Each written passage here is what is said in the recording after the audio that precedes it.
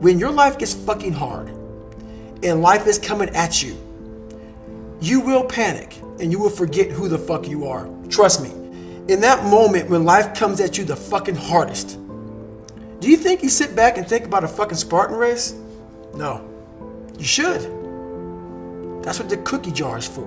When times get real fucking bad for me in life, and I start going down that fucking rabbit hole of shit, man, my life sucks.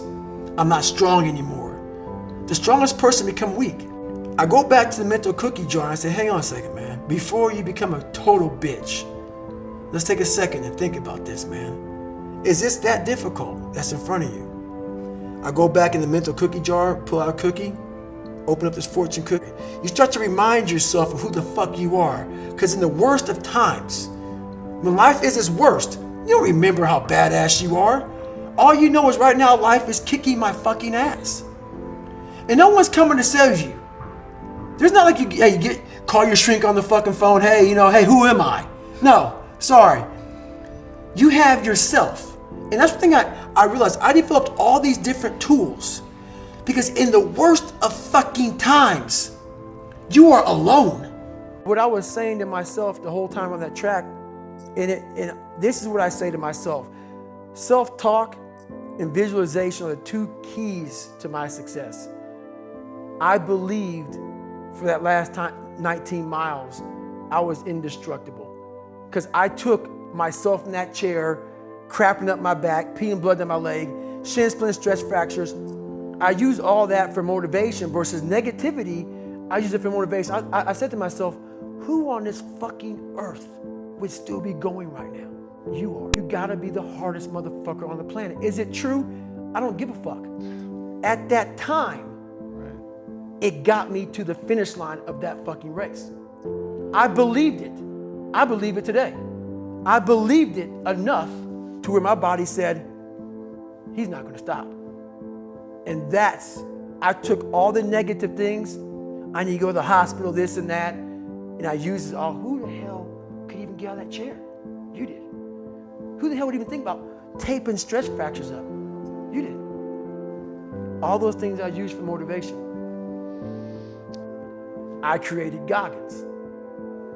Goggins is the guy that can take anything you put in front of him. You wanna break my motherfucking legs? So be it. I have a way of going to a place like I did in that race where all the pain and suffering that they put on top of me in Hell Week, I will reverse that pain and suffering and I will take your soul. So every instructor that put me through BUD/S, my job, what drove me was I wanted you to go home that night after you beat the living shit out of me and I smiled in your face. I wanted you to feel worse than I did and you were going home to a nice warm bed with your wife or your kids and a nice meal and I was still out there in the grip, suffering for another 100 hours. I wanted you to think about me knowing that I'm comfortable being very unfucking comfortable. And I want you to think about when you went through fucking Hell Week, how uncomfortable you were and how bad you wanted to quit, knowing I'm not thinking that fucking way. So the dark side is something that I've designed. It's an evil place I can go that very few things can hurt me. I use the hurt you're trying to put on me, I flip it upside down and use it. You trying to use it for kryptonite? No, it's power pillars for me. I'm using it for strength. I just flip negative into positive, that's all it is. People say, man, you cuss all the fucking time, why? Well, I hate to say it, the best way for me to get how I feel across, I can't sit here and say, you know what, yeah, I went through Hell Week and man, it was really hard. No, that motherfucker takes your damn soul, rips it inside out, and then they say, now we're going to fucking start. It allows me to express where I was at a point of my life. If I don't give you all of me, why the hell am I here? How will you learn from me? People take so much offense to me. You will never learn from people if we always tap dance around the truth. We tap dance around the truth by finding the right words so I don't hurt you because you have thin skin. No, tighten up, people. It's okay. Trust me, it's okay. You might be called nigger one day. It's okay. You might be called some Jewish word or some faggot or gay word. It's okay. Let them call you that. What are you going to do now? They don't own your life. How are you going to control that now? How are you going to flip it upside down and say, Roger that, now I'm going to harness this shit and you'll read about me years from now? How? That's the question. How are you going to do that? Thicken your skin. Become more of a human being. Don't be afraid of the reflection in the mirror, because that's all you can be afraid of. Once you overcome the reflection in the mirror, you've done it. Most of this generation quits the second they get talked to. You did this wrong, or they get yelled at. It's so easy to be great nowadays, because everybody else is, most people are weak. This is a softened generation. So if you have any mental toughness, any ability, if you have any fraction of self-discipline, the ability to not want to do it but still do it. People have a hard thing understanding. I hate to run.